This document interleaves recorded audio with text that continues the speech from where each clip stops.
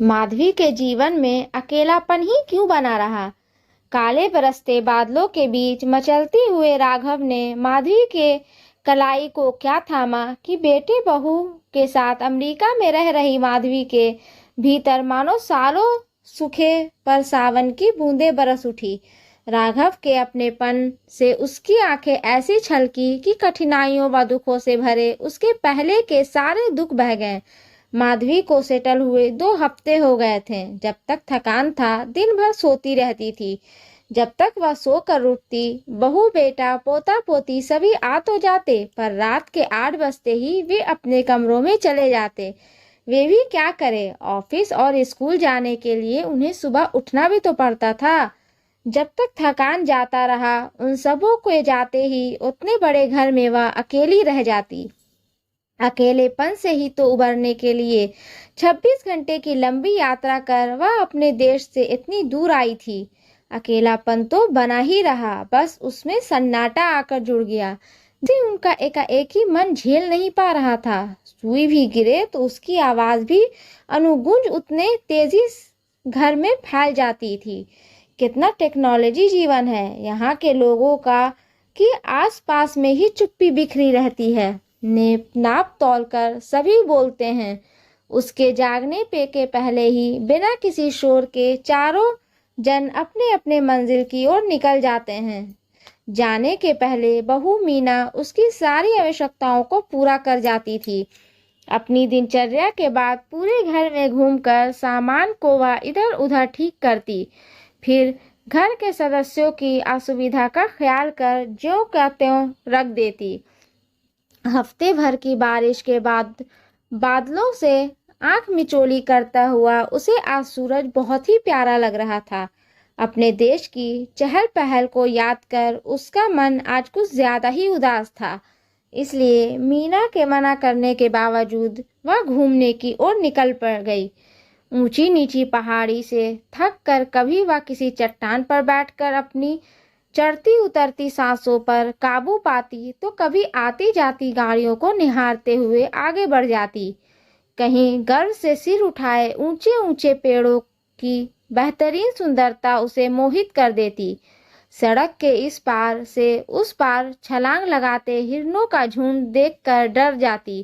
झुरमुटों से निकलकर फुदकते हुए खरगोश को देखकर वह किसी बच्ची की तरह खुश हो रही थी। झील के किनारे कतारों में बने घरों की सुंदरता को अब पलक निहारते हुए वह अपनी धुन में आगे बढ़ती जा रही थी। उसे इसका आभास तक नहीं हुआ कि कब आसमान में बादल छा गए और तेज हवाओं के साथ बारिश होने लगी थी। अचानक इस आई मुसीबत से निपटने के लिए वह एक पेड़ के नीचे खड़ी हो गई। अपना देश रहता तो भागकर किसी घर के हाथों में खड़ी हो जाती, पर इस देश में यह बहुत बड़ा जुर्म है। आए दिन लाल पीली नीली बत्तियों वाली कॉप की गाड़ियों शोर मचाती गुजरती थी, पर आज इस मुसीबत की घड़ी में उनका भी कोई पता नहीं है।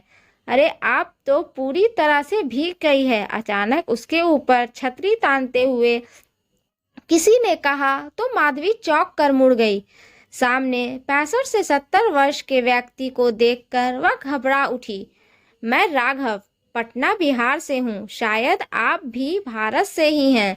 आइए ना, सामने ही मेरी बेटी का घर है, बारिश रुकने तक वहीं रुकिए।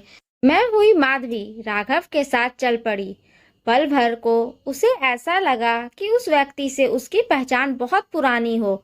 बड़े सम्मान व दुलार के साथ राघव ने उसे बैठाया। माधवी को टॉवेल थमाते हुए वे तेजी से अंदर गए और 2 कप कॉफी बनाकर ले आए। अभी घर में बेटी नहीं है, वरना उससे पकौड़े तलवाकर आपको खिलाता।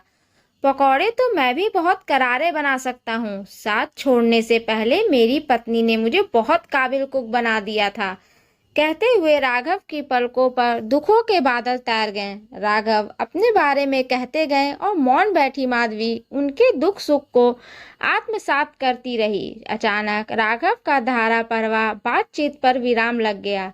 हंसते हुए वे बोले, आपको तो कुछ बताने का अवसर ही नहीं दिया। मैंने अपने ही बारे में बताता रहा।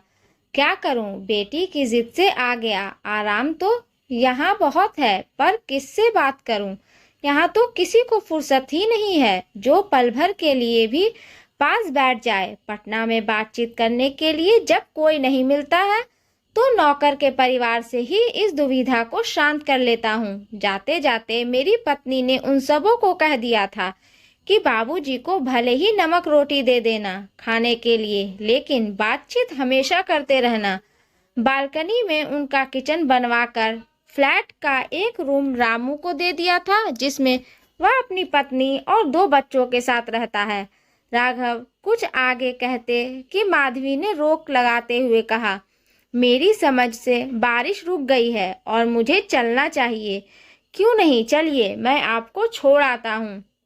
इसी बहाने आपका घर भी देख लूंगा। जब भी अकेलापन महसूस करूंगा आपको परेशान करने चला आऊंगा। कहते हुए राघव साथ हो लिए तो माधवी उन्हें मना ना कर सकी। रास्ते भर राघव अपनी राम कहानी कहते रहे और माधवी चुपचाप बनी सुनती रही। राघव पटना के बिजली विभाग के रिटायर्ड चीफ इंजीनियर हैं। पिछले साल ही इनकी पत्नी की मृत्यु हुई है। बातों बातों में ही माधवी कब अपने घर पहुंच गई उसे पता ही न लगा। यह बात और थी कि ऊंचे नीचे कटाव पर जब भी यह लड़खड़ाती राघव उसकी बाहों को थाम लेते। 1 दशक बाद किसी का अपनापन उसके तन मन को भले ही कंपित करके रख देता, पर अपनेपन के खूबसूरत सुखद एहसास को उनमें भरता भी रहा। दिखावा करते हुए माधवी ने राघव को अंदर आकर 1 कप चाय पीकर जाने को कहा, तो जवाब में उन्होंने अपने बच्चों सी मुस्कान से उसे मोहते हुए कहा, नहीं माधवी जी, अब आपको और बोर नहीं करूंगा। किसी और दिन आकर चाय के साथ पकौड़े भी खाऊंगा। यह कहते हुए राघव जाने के लिए मुड़ गए। जब तक वे दिखते रहे सम्मोहित हुई माधवी उसी दिशा में ताकती रही। दोस्तों, अगर ये स्टोरी आपको अच्छी लगे तो प्लीज़ इसे लाइक करें, शेयर करें एंड सब्सक्राइब करें। और इस स्टोरी के बारे में आपकी क्या राय है हमें कमेंट बॉक्स में ज़रूर बताएं। और हाँ, बेल आइकन को प्रेस करना ना भूलें, क्योंकि ऐसे ही आने वाली स्टोरी आप तक सबसे पहले पहुंचती रहेगी। धन्यवाद।